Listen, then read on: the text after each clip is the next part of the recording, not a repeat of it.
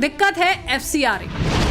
इन तमाम शर्तों के अलावा अंदर की खबर यह है कि डीएमके लगातार एफसीआरए बिल के संशोधन का विरोध कर रही है। डीएमके किसी भी हाल में एफसीआरए कानून को पास कराने को तैयार नहीं है। इसे लेकर दिल्ली में जबरदस्त प्रेशर पॉलिटिक्स देखी जा रही है। डीएमके परिसीमन बिल पर समर्थन के लिए केंद्र सरकार पर एफसीआरए बिल को टालने का दबाव बना रही है। यानी डीएमके चाहती है कि सरकार विदेशी फंडिंग को लेकर लाए जा रहे अपने एफसीआरए संशोधन बिल को या तो फिलहाल टाल दे या फिर उसे जेपीसी में भेज दे। ऐसी सूरत में वो परिसीमन पर सरकार के साथ जाने पर विचार कर सकती है। यानी डीएमके ने गेंद सरकार के पाले में डाल दी है। अगर सरकार परिसीमन बिल पर समर्थन चाहती है तो फिर उसे एफसीआरए संशोधन पर समझौता करना होगा। एफसीआरए हम आपको आगे बताएंगे, पहले आपको परिसीमन बिल का पूरा गुणागणित समझाते हैं। परिसीमन का मतलब निर्वाचन क्षेत्रों की सीमाओं का दोबारा से निर्धारण करना। इसका मकसद ये सुनिश्चित करना होता है कि अलग अलग क्षेत्रों की आबादी के हिसाब से सांसद और विधायक चुने जाएं। भारतीय संविधान के अनुच्छेद 82 के तहत हर जनगणना के बाद संसद कानून बनाकर परिसीमन करा सकती है। हालांकि लंबे समय से लोकसभा सीटों के एलोकेशन पर रोक लगी हुई थी, जो 2026 के बाद होने वाली पहली जनगणना के आधार पर खत्म होगी। ये सिर्फ चुनावी सीमाओं का मामला नहीं है, बल्कि संसद में राज्यों की हिस्सेदारी से जुड़ा विषय भी है। अगर जनसंख्या के आधार पर लोकसभा सीटें दोबारा बांटी जाती हैं, यानी कि सीटों का रीडिस्ट्रीब्यूशन होता है, तो ज्यादा आबादी वाले राज्यों की सीटें बढ़ सकती हैं। वहीं कम आबादी वाले राज्यों की हिस्सेदारी कम हो सकती है और इसी वजह से इसे हाल के सालों के सबसे महत्वपूर्ण राजनीतिक सुधारों में गिना जा रहा है। और दक्षिण भारत के राज्यों की सबसे बड़ी टेंशन भी यही है, क्योंकि अगर जनसंख्या के आधार पर सीटों का बंटवारा हुआ तो दिल्ली की सियासत में दक्षिण भारत के राज्यों का दबदबा कम हो जाएगा। हालांकि केंद्र सरकार का कहना है कि किसी भी राज्य के साथ अन्याय नहीं होगा। ये मुद्दा अभी भी राजनीतिक बहस का विषय बना हुआ है और इस पर अंतिम फैसला संसद करेगी। और इसी टेंशन का समाधान 50% सीटों का इजाफा लाकर करना चाह रही है। लेकिन सब कुछ सही चलते चलते बीच में आ गया एफसीआरए में संशोधन विधेयक। और अब डीएमके जैसी पार्टियां इसे रोकने के लिए महिला आरक्षण और परिसीमन बिल पर नखरे दिखा रही हैं। क्योंकि डीएमके का असर जिस तमिलनाडु में है, वहाँ 2011 की जनगणना के मुताबिक 44,18,000 ईसाई रहते हैं। दक्षिण भारत में केरल के बाद ये सबसे बड़ी आबादी है। ईसाई मिशनरी एफसीआरए बिल के खिलाफ है। डीएमके पहले से ईसाई धर्म में आने वाले दलितों को आरक्षण देने के पक्ष में रही है। मतलब डीएमके ईसाई वोट को किसी भी हाल में खोना नहीं चाहती। डीएमके के सामने दूसरी चुनौती है जोसेफ विजय, जिनके बारे में कहा जाता है कि वो ईसाई धर्म मानने वाले हैं। और अब डीएमके को डर है कि इस बार बहुमत से दूर रहकर सत्ता में आने वाले जोसेफ विजय अगली बार पूर्ण बहुमत की तरफ न बढ़ जाएं और डीएमके का कोर ईसाई वोट बैंक न टूट जाए। एफसीआरए को रोककर डीएमके ईसाई वर्ग में ये संदेश देना चाहती है कि उनकी असल लड़ाई वही लड़ रही है। इसीलिए डीएमके केंद्र सरकार से परिसीमन के बदले एफसीआरए रोकने का केंद्र सरकार पर दबाव डाल रही है।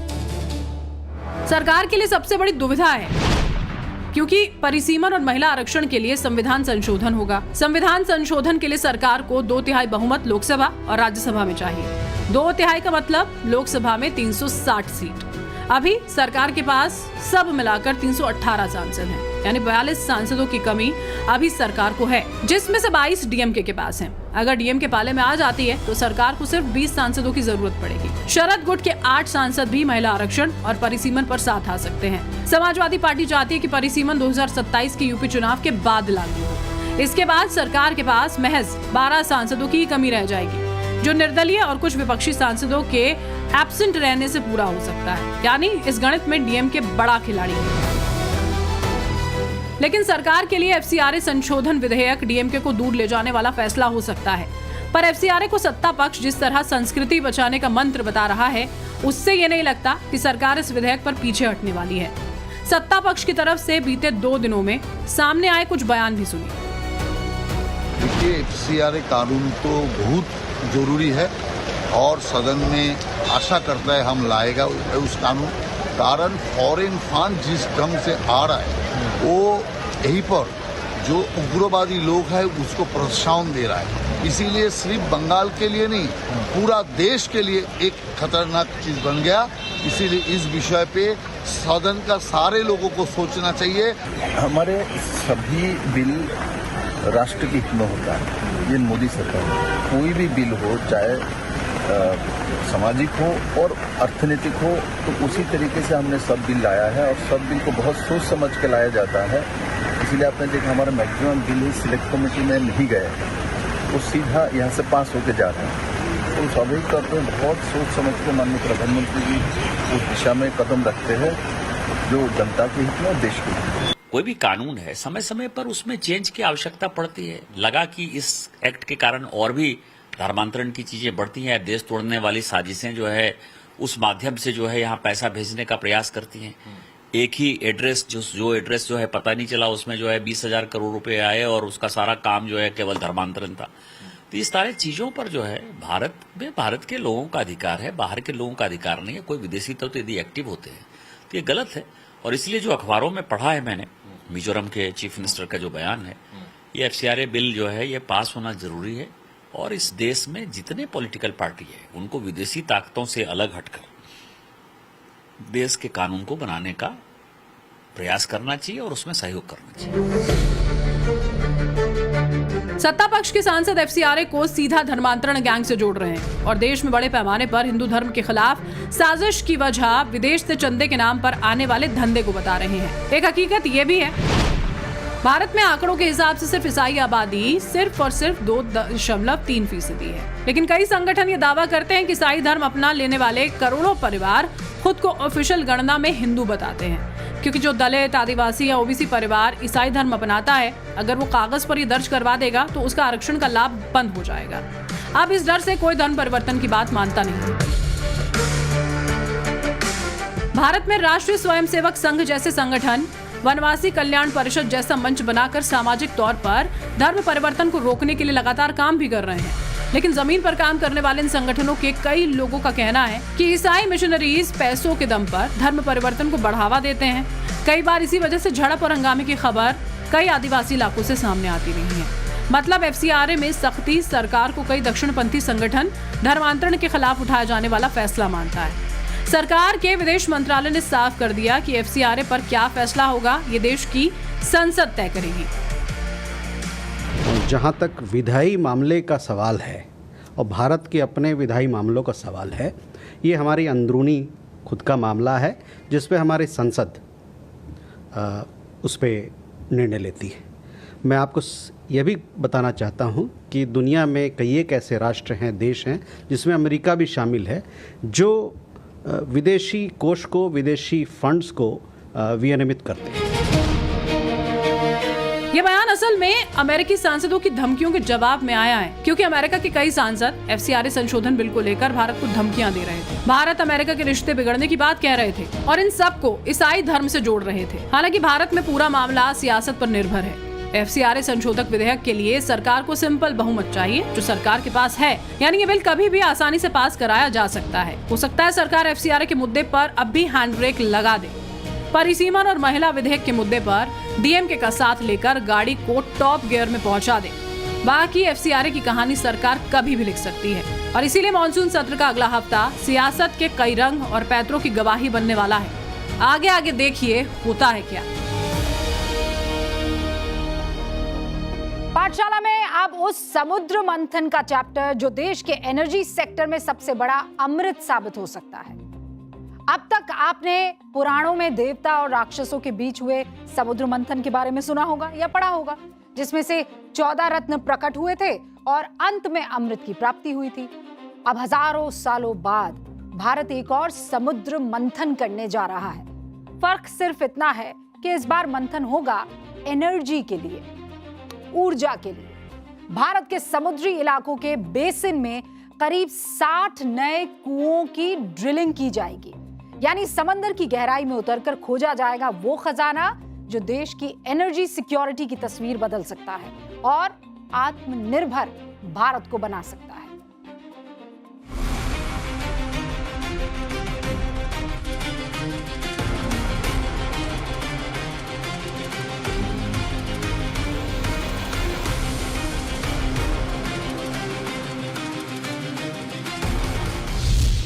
समुद्र मंथन से निकलेगा एनर्जी का अमृत। समंदर की गहराई में छिपा है कच्चे तेल का भंडार। तेल संकट से सबक, समुद्र मंथन का संकल्प।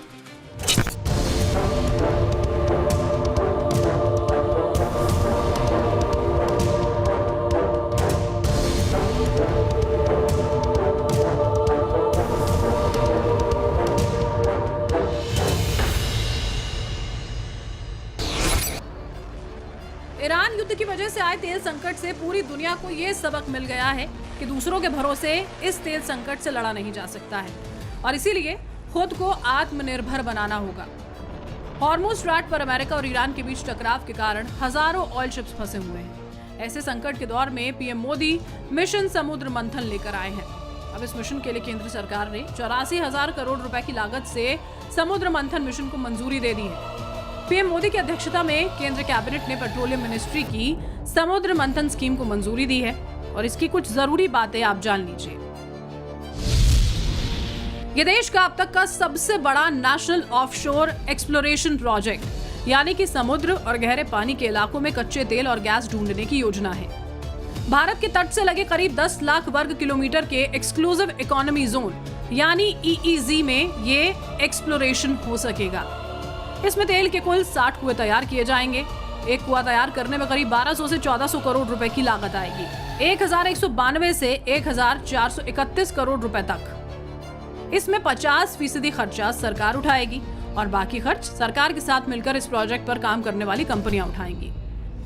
मार्च 2031 तक प्रोजेक्ट के पहले फेज में 84,084 करोड़ रुपए खर्च होंगे। तेल और गैस ढूंढने से लेकर प्रोडक्शन शुरू होने तक करीब 5 से 10 साल का वक्त लगेगा।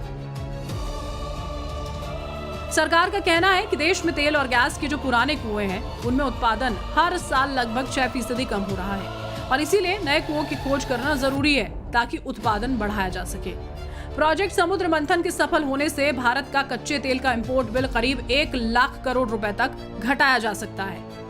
धन के मामले में भारत दूसरे देशों के बजाय अपने समुद्रों पर भरोसा कर सके। हालांकि इस मिशन की घोषणा पीएम मोदी ने पिछले 15 अगस्त को लाल किले से की थी। देश को विकसित बनाने के लिए हम अब समुद्र मंथन की तरफ भी जा रहे हैं। हमारे समुद्र के मंथन को आगे बढ़ाते हुए हम समुद्र के भीतर के तेल के भंडार, गैस के भंडार, उसको खोजने की दिशा में एक मिशन मोड में काम करना चाहते हैं और इसलिए भारत ने national deep water exploration mission शुरू करने जा रहा है। ये ऊर्जा इंडिपेंडेंट बनने के लिए ये हमारी महत्वपूर्ण घोषणा है। अब सवाल यह है कि जब भारत के पास तेल के भंडार की संभावना थी तो ये कोशिश पहले क्यों नहीं की गई? पहले आपको ये तस्वीर देखनी चाहिए जिन इलाकों में समुद्र मंथन के तहत तेल के 60 नए कुएं तैयार किए जाएंगे। भारत के समुद्री इलाकों में जो लाल रंग का इलाका है, जैसे अरब सागर की तरफ, Kutch basin, Saurashtra basin, Mumbai offshore, Konkan Kerala basin, इसके अलावा बंगाल की खाड़ी में Kaveri basin, Krishna Godavari basin, Mahanadi basin, इसके अलावा हिंद महासागर के उत्तर पूर्वी हिस्से में अंडमान बेसिन मौजूद है। इनमें से ज्यादातर हिस्सों पर सुरक्षा कारणों के कारण बैन लगा हुआ था, यानी कि तेल निकालने की परमिशन ही नहीं थी। लेकिन 2026 में पीएम मोदी ने यह निर्णय लिया कि देश में मौजूद तेल भंडार को खोजा जाए और इसका उत्पादन बढ़ाया जाए। वैसे समुद्र के नीचे छिपे तेल को ढूंढना अंधेरे में खजाना तलाशने जैसा है, क्योंकि वहां ना कोई निशान होता है ना कोई नक्शा। ऐसा भी नहीं है कि समंदर की गहराई में कोई बोर्ड लगा है कि यहाँ पर तेल उपलब्ध है, और इसीलिए इस मिशन को पूरा करने में एडवांस तकनीक ही नहीं बल्कि किस्मत और वर्षों की मेहनत का होना भी बहुत जरूरी है। आज आपको समुद्र में तेल ढूंढकर निकालने के पूरे प्रोसेस को भी देखना चाहिए। सबसे पहले समुद्र में विशेष सेस्मिक सर्वे जहाज भेजे जाते हैं। ये जहाज कई किलोमीटर लंबी केबल समुद्र में छोड़ते हैं। इन केबल से जुड़े एयर गन सिस्टम पानी के अंदर बहुत शक्तिशाली साउंड वेव्स यानी कि ध्वनि तरंगे छोड़ते हैं, और ये साउंड वेव्स समुद्र की तलहटी और चट्टानों से टकराकर वापस लौटती है, और इसी की मदद से समुद्र के नीचे का 3D नक्शा तैयार किया जाता है। इसी नक्शे से वैज्ञानिक अंदाजा लगाते हैं कि किन जगहों पर तेल या फिर प्राकृतिक गैस के भंडार हो सकते हैं, और इसके बाद एक्सप्लोरेशन वेल खोदा जाता है। इसके लिए बड़े बड़े ड्रिल शिप्स और सेमी सबमर्सिबल रिंग जैसी मशीनों का इस्तेमाल किया जाता है। इसमें पाइप के जरिए समुद्र की गहराई से तरल पदार्थों के सैंपल निकाले जाते हैं। इन सैंपल्स की लैब में जांच कर तेल और गैस की मौजूदगी को कंफर्म किया जाता है। इसके बाद तेल के कुएं बनाने के लिए बड़े बड़े ऑफशोर प्रोडक्शन प्लेटफॉर्म्स बनाए जाते हैं और फिर प्रोडक्शन ट्यूबिंग के जरिए तेल और गैस को ऊपर लाया जाता है। प्लेटफॉर्म पर तेल, गैस और पानी को अलग अलग किया जाता है और इसके बाद मोटी समुद्री पाइपलाइंस के जरिए तेल और गैस को तट पर स्थित रिफाइनरी या फिर प्रोसेसिंग प्लांट तक पहुंचाया जाता है। आज आपको ये भी जानना चाहिए कि समुद्र की गहराई में आखिर ये तेल और गैस आते कहां से। करोड़ों साल पहले समुद्र में रहने वाले छोटे बड़े जीव, पौधे और जैविक पदार्थों के अवशेष समुद्र की तलहटी में जमा होते गए। समय के साथ इनके ऊपर मिट्टी और चट्टानों की परतें जमती गई। लाखों करोड़ों वर्षों तक धरती के अंदर मौजूद गर्मी और भारी दबाव ने इन अवशेषों को रासायनिक रूप में बदल दिया। पहले ये कोरोजन में बदले और फिर धीरे धीरे हाइड्रोकार्बन बन गए। यही हाइड्रोकार्बन आगे चलकर कच्चे तेल और प्राकृतिक गैस में बदलते हैं। ये तेल और गैस चट्टानों की परतों में फंसकर जमा होते चले गए और इनका एक भंडार बन गया, जिन्हें अब मिशन समुद्र मंथन से खोज कर निकाले जाने की तैयारी है। ये मिशन समुद्र मंथन योजना सिर्फ तेल निकालने का जरिया भर नहीं, बल्कि भारत को एक आर्थिक महाशक्ति बनाने की दिशा में उठाया गया एक बहुत ही दूरदर्शी और ठोस कदम है। बजट का बहुत बड़ा हिस्सा ये पेट्रोल, डीजल, गैस इन सब को लाने के लिए खर्च होता था। लाखों करोड़ रुपए चले जाते थे। अगर हम ऊर्जा में डिपेंडेंट न होते तो वो धन मेरे देश के नौजवानों के भविष्य के लिए काम आता। वो धन मेरे देश के गरीबों को गरीबी के खिलाफ लड़ाई लड़ने में काम आता। खोज का अभियान चल रहा है। आज आपका ये जानना भी बेहद जरूरी है कि आखिर पीएम मोदी को ये बात लाल किले से क्यों बतानी पड़ी। आत्मनिर्भर बनने की दिशा में आंकड़े बताते हैं कि भारत अपनी कुल कच्चा तेल की जरूरत का लगभग 85% हिस्सा विदेशों से आयात करता है। इसके लिए सालाना 144 बिलियन डॉलर यानी करीब 13 लाख करोड़ खर्च होते हैं। जरूरत का सिर्फ 12% तेल भारत खुद प्रोड्यूस करता है। इसमें से 47% प्रोडक्शन ऑनशोर यानी कि जमीन और 53% ऑफशोर यानी कि समुद्र में बने तेल के कुएं से होता है। Petroleum planning and analysis cell PPAC के मुताबिक 2025-26 में भारत ने कुल 28 मिलियन मेट्रिक टन MMT कच्चे तेल का प्रोडक्शन किया। सरकार का कहना है कि समुद्र मंथन स्कीम कामयाब हुई तो भारत का सालाना घरेलू तेल गैस प्रोडक्शन 62 MMTOE से बढ़कर 80 MMTOE हो जाएगा। देश में तेल और गैस के total reserve 6 crore MMTOE ton बढ़ जाएगा। दरअसल MMTOE एनर्जी प्रोडक्शन मापने की एक यूनिट है। एक MMTOE का मतलब होता है 10 लाख मीट्रिक टन कच्चा तेल जलाने से निकलने वाली टोटल एनर्जी। यानी हम अपनी ऊर्जा जरूरतों के लिए पूरी तरह से दूसरे देशों, खासकर खाड़ी के मुल्कों पर निर्भर हैं। जब भी अंतर्राष्ट्रीय बाजार में कच्चे तेल के दाम बढ़ते हैं, देश में पेट्रोल डीजल के भाव बढ़ जाते हैं और इसका सीधा सीधा असर आम आदमी की जेब और देश के खजाने पर भारी घाटे के रूप में पड़ता है। यही वजह है कि भारत का ये नया समुद्र मंथन सिर्फ तेल और गैस की खोज का अभियान नहीं है, बल्कि ये ऊर्जा सुरक्षा की लड़ाई है, विदेशी निर्भरता घटाने की कोशिश है और आत्मनिर्भर भारत की तलाश है। अगर इस बार समंदर की गहराइयों से तेल और गैस का अमृत निकल आया तो भारत को अपनी ऊर्जा जरूरतों के लिए खाड़ी देशों की तरफ कम और समंदर की तरफ ज्यादा देखना होगा।